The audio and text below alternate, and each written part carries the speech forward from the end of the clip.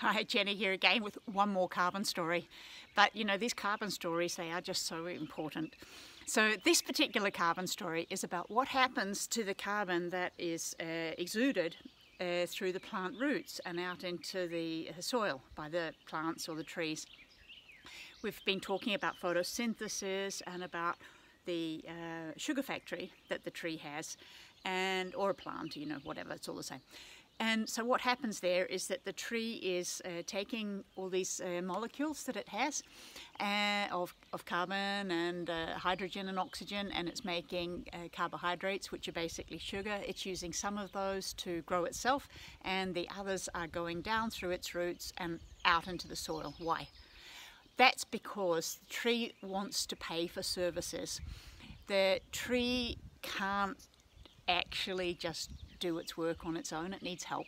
It needs help from microbes.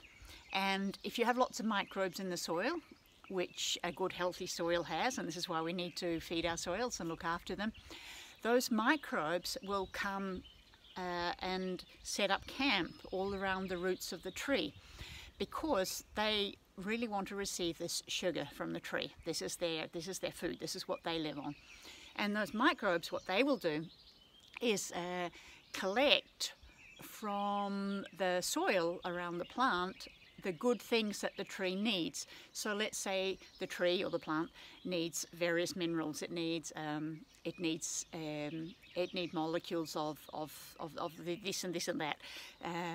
It needs some iron. It needs some magnesium. It needs some nitrogen, some potassium, some you name it, everything. And there's microbes to do each different work.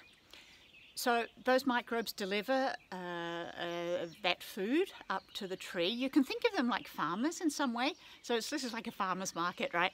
And they collect up the things that the tree needs. They get some sugar in repayments. What happens then to those microbes? Well, they go on living there. I'm not sure how long they live, but they do reproduce quite quickly, so I'm assuming they don't live so terribly long. So they do their work, they get their sugar, they reproduce, and they die. And dead microbes are also really valuable because they become a form of carbon in the soil as well. And some other little creature will eat those dead microbes, like maybe a worm or some other kind of insect in the soil. And so you have a chain that's starting with sugar to a microbe, and then the microbe is food for the next insect or the next bug or the worm or whatever, and you have a whole chain of one eating the other. And in each case, that carbon is stored in each of those tiny, tiny little creatures, and it doesn't sound like much, but there are so many zillions of them that it actually is a really big amount. And some of the microbes get eaten alive, some of them get eaten dead. It doesn't really matter. They're all in there in the soil. They're all doing their work, and they are part of the soil web. And it's just a beautiful choreography of everybody knowing exactly what to do. But the key to making this work is that there is carbon in the soil.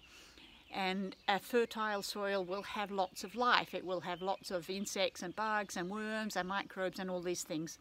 And a fertile soil is made fertile by two things. One is that there's carbon coming into it from above, like this is the leaves of the trees or the good stuff that is going back to the soil and fed into the soil. And the other is that there are living plants and trees in the soil that are doing this work and pumping down carbon, sugar, into the soil. So if you have a bare soil with nothing growing on it, like some of these fields around here and in most parts of the world, there are no plants and trees doing that work, so they are not pumping down anything into the soil, right? And that means that there's no fresh food coming for the microbes, and it makes it that much harder for the microbes to hang in. At the same time as that, you probably, if you don't have plants growing and trees growing, you probably don't either have the leaves coming down from the trees and feeding back into the soil. So the microbes are just getting really hungry and bored, and they will either die or leave. So your soil will stop working. Your soil is only working as long as you have microbes doing their job. They are so super important.